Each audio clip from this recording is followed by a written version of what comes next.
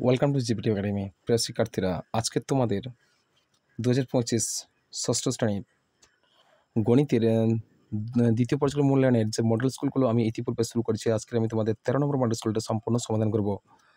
আর পূর্ববর্তী যে মডেল স্কুলগুলো আমি সমাধান করেছি সেগুলো অলরেডি তোমরা হয়তো দেখেই থাকো। তাহলে যদি যারা না দেখে থাকো অবশ্যই ওই ভিডিওগুলো 1 থেকে 12 অর্থাৎ 12টি মডেল স্কুল আমি অলরেডি আমার প্লেলিস্টে কিংবা আমার এই ভিডিও ডেসক্রিপশনে তোমরা পেয়ে যাবে। তোমরা অবশ্যই সেই 12টি মডেল স্কুল তোমরা দেখো। চলো আজকে এই 13 নম্বর মডেল স্কুলটা শুরু করি। আজকে 13 নম্বর মডেল স্কুলের প্রথম প্রশ্ন দেখো, 9/10 ভগ্নাংশটিকে শতকরায় প্রকাশ করো। 9/10 ভগ্নাংশটিকে শতকরায় প্রকাশ করলে কত হবে? আমি এখানেই করে দিচ্ছি। দেখো 9/10কে শতকরায় প্রকাশ করলে গুণিতকে 100 করে দাও, 0 কেটে দাও, 10, 10 9 90। 90 হচ্ছে তোমার শতকরা প্রকাশ করলে 90% হচ্ছে। কত পার্সেন্ট হচ্ছে? 90%। 0.4 পৌনঃপুনিক 0.5 পৌনঃপুনিক এই শুদ্ধ আবৃত দশমিক সংখ্যাকে ভগ্নাংশে প্রকাশ করো। অর্থাৎ সামান্য ভগ্নাংশে প্রকাশ করতে বলছে আমাদেরকে। কত হচ্ছে? 0. প্রশ্নটা হচ্ছে দেখো তোমাদের 0 হচ্ছে 0.4 পৌনঃপুনিক 0.5 পৌনঃপুনিক এই শুদ্ধ আবৃত দশমিক সংখ্যাকে ভগ্নাংশে রূপান্তরিত করছে। দেখো প্রথমে আমরা কি করব? বাই দিয়ে দেবো। বাই দিয়ে দশমিকের পৌনঃপুনিক বাদ দিয়ে পুরো সংখ্যাটা আমরা তুলে ফেলি। 4 0 5 পাচ্ছে, আগে তো 0 থাকে না, এবার বিয়োগ দিয়ে দেবো। আর নিচে দশমিক মানে 1 দিলাম, আর পরবর্তী তিনটে অঙ্ক মানে কি 3টি সংখ্যা, 3টে শূন্য বিয়োগ দেবো। দেখো উপরে দেখো যে অঙ্কের মাথায় পৌনঃপুনিক আছে তার পূর্ববর্তী অঙ্কগুলো কত, মোট সংখ্যা কত পড়ে দেখছে, দেখছি 0, কিছুই নেই, সুতরাং 0 বসিয়ে দেবো। আর নিচে দশমিক মানে 1 বসাবো, আর পৌনঃপুনিক হচ্ছে একের পিঠে মাঝে কোনো সংখ্যা নেই, মানে কি 1ই থাকছে। কত করবো? তাহলে 405 থেকে 0 বাদ দিলে 405, আর 1000 থেকে 1 বাদ দিলে কত হবে? 999। তাহলে আমরা কি পাবো? আমরা দেখতে পাচ্ছি 3 দ্বারা বিভাজ্য হচ্ছে। দেখো 3 3 9, 3 3 9, 3 3 9, আবার 3 1 3 10, 3 3 3 3 9, 1 15, 3 5 15। দেখতে পাচ্ছি তোমাদের আমরা আবার 3 দ্বারা বিভাজ্য হবে। 3 1 3, 3 1 3, 3 1 3, আবার 3 4 12, আর 1 15, 3 5 15। আবার দেখতে পাচ্ছি 3 দ্বারা আবার বিভাজ্য হবে। 3 1 3, 15, 3 5 15, আর 3 3 9, 2 21, 3 7 21, কত হচ্ছে? 15 কত হচ্ছে? 15/37। এটা হচ্ছে সামান্য ভগ্নাংশের প্রকাশ করলাম। পরের প্রশ্ন চলো। পরের প্রশ্ন বলছে একটি ঘনবস্তুর নাম লেখো যার একটি বক্রতল, দুটি সমতল থাকে। দেখো চোঙ যদি আমরা অঙ্কন করি, চোঙের দেখো একটি বক্রতল থাকছে আর দুটি সমতল, দুদিকে এই দুটো হচ্ছে, এটা হচ্ছে সমতল আর এটা হচ্ছে সমতল, আর এই রাউন্ডটা হচ্ছে গিয়ে বক্রতল। তাহলে দুটি সমতল পাচ্ছে আর একটি বক্রতল, সুতরাং কী হবে? চোঙ। চোঙ তোমাদের সঠিক উত্তর। প্রশ্ন দেখো, কাঁচি ড্যাশ আকৃতির। দেখো যদি কাঁচি আমরা লিখি, এইরকম একটা কাঁচি হয় না, কাঁচি এদিকে মাথা থাকবে, এদিকে মাথা থাকবে, আর এদিকে সুচালো অংশ, তাহলে কী আকৃতি হবে? চোঙটা কাঁচিটা হবে গুণ আকৃতি। কী হবে? গুণ আকৃতির কাঁচি হবে। 15 এর গুণনীয়কগুলি লেখো। 15 এর গুণনীয়কগুলি হলো, 15 এর গুণনীয়ক যদি আমরা গাছ আকৃতিতে করি, 15 এর গুণনীয়ক কী হবে? দেখো 15 কোন কোন সংখ্যা দ্বারা বিভাজ্য হতে পারে সেটা হচ্ছে গুণনীয়ক। 15 কোন কোন সংখ্যা দ্বারা বিভাজ্য হবে, বা 15 কোন কোন নাম দেওয়া আছে। প্রথমে 1 পাবো, আমি গাছ আকৃতি করে ফেলছি। দেখো 3 5 15, 5 হচ্ছে, আবার 5 কাটো, 5 1 5, কত হচ্ছে? 1 পাচ্ছে, 3 পাচ্ছে, 5 পাচ্ছে, আর 15 পাচ্ছে। এই গুণনীয়কগুলো কী কী হলো? এই 4টি হচ্ছে গুণনীয়ক। 15 গুণনীয়ক কী কী হলো? 1 3 5 15, 1 3 5 15। পরের প্রশ্ন দেখো, তাহলে কী কী পেলাম? 1 3 5 আর 15 পেলাম। বেশ। পরের প্রশ্ন, কোনো কাঁচা তথ্যকে ট্যালিমার্ক দিয়ে সাজিয়ে তথ্য বা তালিকা করলে যে ছক বা তালিকাকে ড্যাশ তালিকা বলা হবে। ছক বা তালিকাকে পরিসংখ্যান বিভাজন তালিকা বলা হবে। পরিসংখ্যান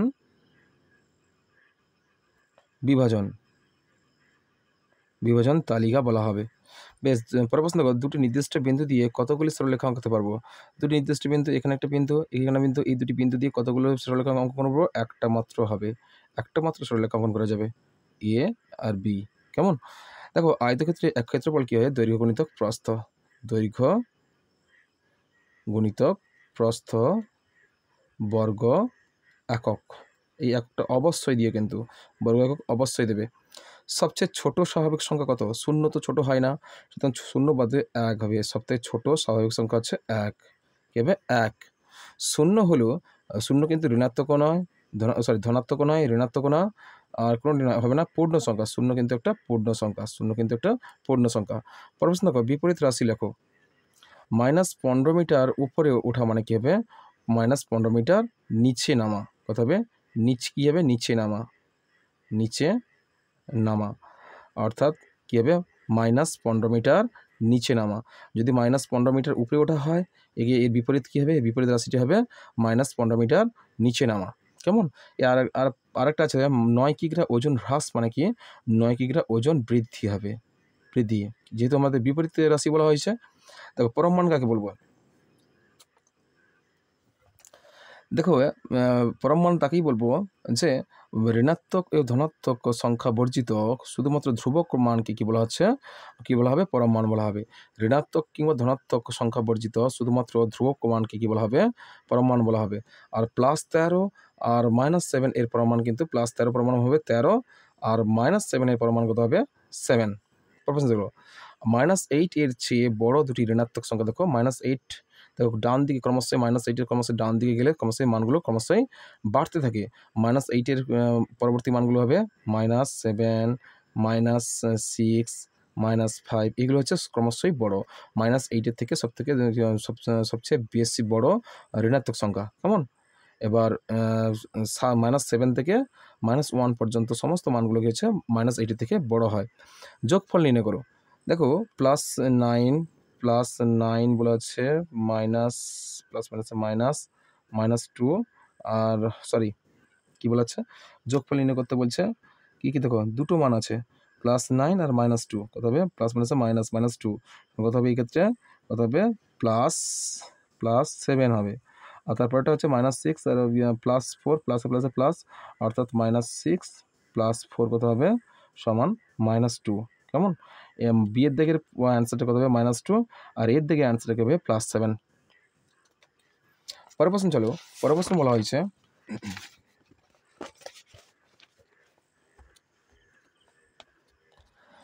যোগের বিনিময় নিয়ম যাচাই করে। দেখো -5 আর প্লাস আর -3 যোগের বিনিময় নিয়ম করলে কত হবে? -5 প্লাস -3 সঙ্গে কত হবে? -5 3 8 প্লাস সংখ্যাদের যোগফল, আর 5 3 কত হবে? 8 -8। বেশ, পরের প্রশ্ন দেখো, স্কেলের সাহায্যে ABCD দুটি সমান্তরাল সরলরেখাংশকে আঁকো যার পরস্পর ও বিন্দুতে ছেদ করে। বলছে স্কেলের সাহায্যে ABCD দুটি সমান্তরাল সরলরেখাংশ আঁকো যারা পরস্পর ও বিন্দুতে ছেদ করে। দেখো আমরা এইরকম একটা ছোট্ট করে লিখছি। দেখো এই দুটো সমান্তরাল সরলরেখাংশ অঙ্কন করলাম। এবার এটা এঁকে দিয়ে বললাম কি AB আছে CD, আর এই দুটি পরস্পর কিন্তু ও বিন্দুতে ছেদ করে। কেমন? তোমরা পেন্সিল কম্পাস দিয়ে এইভাবে অঙ্কন করে দেবে। একটি আয়তাকার জমির একটি বাহুর দৈর্ঘ্য 20 মিটার এবং প্রস্থ 10 মিটার হলে জ্যামিতিক পরিসীমা ও ক্ষেত্রফল লেখো। তাহলে এক্ষেত্রে আমি অসুবিধা হবে এখানে করতে। তাহলে কি বলা হচ্ছে আমাদের এখানে? প্রশ্নটা বলা হচ্ছে আয়তাকার জমির বাহুর দৈর্ঘ্য হচ্ছে আয়তাকার জমি, এই ধরো আয়তাকার জমি, এর বাহু অর্থাৎ দৈর্ঘ্য হচ্ছে 20 মিটার আর প্রস্থ হচ্ছে 10 মিটার। তাহলে এক্ষেত্রে কি হচ্ছে? এক্ষেত্রে আয়তাকার জমির পরিসীমা, অতএব আয়তাকার জমির পরিসীমা সমান কত হবে? 2 গুণিতক 20 যুক্ত 10 একক কি হচ্ছে? মিটার। সমান কত হবে? 2 গুণিতক 30 সমান কত হবে? 60 মিটার। আর ক্ষেত্রফল কত হবে? সমান হবে 2 গুণিতক প্রস্থ, 20 গুণিতক 10 বর্গ মিটার সমান 2 একে 2 0, 20 10 200 বর্গ মিটার। কেমন? পরের প্রশ্ন চলো। পরের প্রশ্ন বলা হচ্ছে যে 24 30 40 48 গসাগু নির্ণয় করো। চলো আমরা গসাগুটা নির্ণয় করি। কি বলা হচ্ছে? 24 বলা হচ্ছে 24 কি মান আছে? 24 30 24, 30, 40, 48। এদের গসাগু কত হবে? 24, 30, 40, 48। বেশ, 2, 12, 15, 20 আর 2, 4। 3 দ্বারা বিভাজ্য হবে না 12।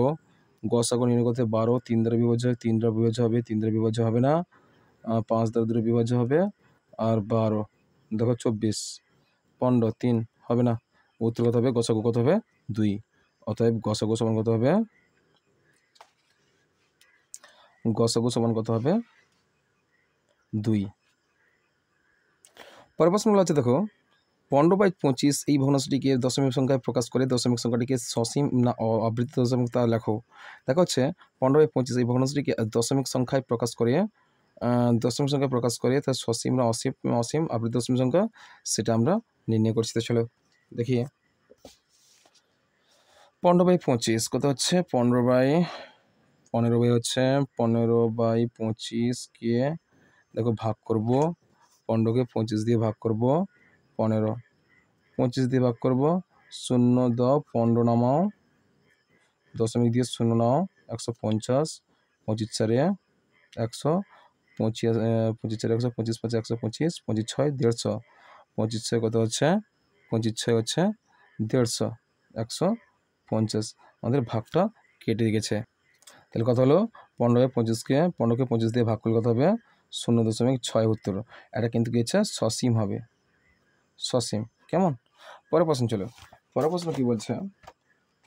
পরের প্রশ্ন বলেছে দেখো, মান নির্ণয় করো 160 এর 40%, 160 এখানে করে দিচ্ছে, 160 এর 40% মানে কি? 40/100, 0 0 কাটো, বেশ কত হবে? 16 গুণিতক 4, 6 4 24, 4 হাতে 2, 4 কে 4 5 6 64, 16 64 কত হবে? 64। 160 এর 40% মানে কত হবে? 64। কেমন? পরের প্রশ্ন চলো। পরের প্রশ্ন বলেছে পরের প্রশ্ন কি বলছে? পরের প্রশ্ন বলছে যে রসুলপুর গ্রামের জনসংখ্যা গত বছরের তুলনায় 12% বেড়েছে। আগে ওই গ্রামের জনসংখ্যা ছিল 775 জন হলে এখন জনসংখ্যা কত হয়েছে? চলো গণিতটা করি আমরা। তাহলে আগে জনসংখ্যা কত ছিল? অর্থাৎ আগে ওই গ্রামের জনসংখ্যা কত ছিল? আগে ওই গ্রামের জনসংখ্যা ছিল 775 জন। এর কত পার্সেন্ট বৃদ্ধি পেয়েছে? তাহলে বর্তমান লিখবে আগে। আচ্ছা, আগে 775 ছিল, কত পার্সেন্ট বেড়েছে? 12%। অর্থাৎ অর্থাৎ এখন, আচ্ছা এখন জনসংখ্যা হবে দেখো, অতএব এখন আগে জনসংখ্যা ছিল, আগে জনসংখ্যা কত ছিল? জনসংখ্যা ছিল সমান 775 জন। 12% বৃদ্ধি পেলে বর্তমান জনসংখ্যা সমান কত? 775 জনের যুক্ত করে দাও, আবার 775 লেখো, গুণিত কত পার্সেন্ট বেড়েছে? 12%, মানে 12/100 সমান কত হবে? আচ্ছা 25, 25 4 100, 25 3 75, 2 25, 25 কে 25 আর 4 3 12 কত হবে? 775 যুক্ত 31 গুণিতক 3 সমান 775 যুক্ত 3 একে 3, 3 3 9 93, 5 3 8, 9 7 16 6 হাতলা 1, 7 একে 8, 868 জন। কতজন হবে? 868 জন। কেমন? পরের প্রশ্ন চলো। প্রীতমদের স্কুলের ওই মাসে 22 দিনের ক্লাস হয়েছে, অর্থাৎ পঠন পাঠন হয়েছে। 22 দিনের প্রতিদিনের উপস্থিতি কতজন লিখেছে সেগুলো হচ্ছে তথ্যচিত্র তথ্য সংখ্যা দেওয়া হয়েছে। উপরে এই কাঁচা তথ্যগুলিকে সাজিয়ে ট্যালি মার্ক দিয়ে পরিসংখ্যান বিভাজন করো। এটা তোমরা অবশ্যই পারবে, আমি করছি না এটা। তারপর দেখো 3 থেকে প্রশ্ন, সংখ্যারেখার সাহায্যে যোগফল নির্ণয় করো। দেখো এখানে সংখ্যারেখার সাহায্যে যোগফল নির্ণয় করতে বললে -11, অর্থাৎ প্লাস হচ্ছে প্লাসের 6 ঘর গিয়ে -11 ঘর যেতে হবে। তোমরা অলরেডি প্লাসের দিকে চলে যাও, প্লাসের দিকে চলে গেলেও হয়ে যাবে। দেখো প্রথমে আমরা কি করছি, এদিকে 0 দাও, তাহলে +1 2 3 4 5 6 7 8 9 10 11 দিয়েছে। আচ্ছা, +6, দেখো এদিকে -1 -2 দিয়ে দাও আর -3, বেশি বাড়াতে হবে না। তাহলে কী বলা আছে, +6 অর্থাৎ 0 থেকে আমরা 6 ঘর যাব, সবগুলো প্লাস দিয়ে দাও। 0 থেকে 6 ঘর যাবো আমরা, 6 ঘর যাচ্ছি, আমরা ডান দিকে যাচ্ছি, ধনাত্মক মান, তাহলে +6 হচ্ছে। আচ্ছা, কী হচ্ছে -11, 11 কোথায়, এখান থেকে 0 পর্যন্ত আমরা আসবো বাম দিকে, অর্থাৎ মানগুলো ক্রমশই কমছে, সেটা কত হচ্ছে -11। তাহলে -11 আছে, তো +6 আর -11 কতগুলো ডিস্টেন্স হচ্ছে, 11 থেকে হচ্ছে -11 কত হচ্ছে, পজিটিভ ঋণাত্মক হচ্ছে, ঋণাত্মক মান হচ্ছে, সুতরাং আমাদের কী করতে হবে, এদিকে কী হবে, মাইনাস বাম দিকে আসছে, সুতরাং কত হচ্ছে -5, 6 5 11 -5, তাহলে অতএব কী করলাম আমরা, তাহলে +6 -11 আমরা কী করবো, সংখ্যা রেখায় যোগ করতে বলছে, সংখ্যা রেখায় যোগ করতে বলছে, তাহলে কত হবে, +6 -11 সমান কত হবে, -5। কেমন? পরের প্রশ্ন চলো। পরের প্রশ্ন বলছে যে যোগফল নির্ণয় করো, এতগুলো মান দেওয়া আছে, যোগফল নির্ণয় করতে বলছে, কত দুটো আছে, তাহলে +5 এখানে করে দিচ্ছে, +5 প্লাস মাইনাসে মাইনাস, +5 প্লাস মাইনাসে -9 আর প্লাস মাইনাসে -6 সমান কত হচ্ছে, হচ্ছে গিয়ে -5 4 9 4 -6 অর্থাৎ -10, অর্থাৎ কত দাগের হলো অ্যান্সার, অ্যান্সার হলো এর দাগের প্রশ্ন, উত্তর হলো -10 হচ্ছে। আর বির দিকে হচ্ছে গিয়ে দেখো, বির দিকে হচ্ছে -11 + 18 -16, দেখো -11 + 18 হচ্ছে, তাহলে কত হবে 7 + 7 -16, কত হবে 7, আর 3 হচ্ছে, অর্থাৎ 6 3 9 -9 মাইনাস কত হবে -9 উত্তর। তাহলে বির অ্যান্সারটা কী হলো, বির অ্যান্সারটা হচ্ছে -9। কেমন? তা যোগের সংযোগ নিয়মে যাচাই করো, কী হচ্ছে যোগের সংযোগ নিয়ম, এটা অলরেডি আমি করে দিচ্ছি, দেখো +5 হচ্ছে, আমি ডাইরেক্ট করে দিচ্ছি, তোমরা যোগের সংযোগ নিয়ম অনুযায়ী তোমরা যাচাই করবে, দেখো +5 আর প্লাস মাইনাসে -3 আর +3 2 বেশ কত হচ্ছে 3 2 5, আচ্ছা বাদ দাও, 5 2 কত, 5 2 10, 5 6 7, 7 + 7 থেকে -3 বাদ দাও, -3 বাদ দিলে কত হচ্ছে 7 4 3 7 4 +4 হচ্ছে +4।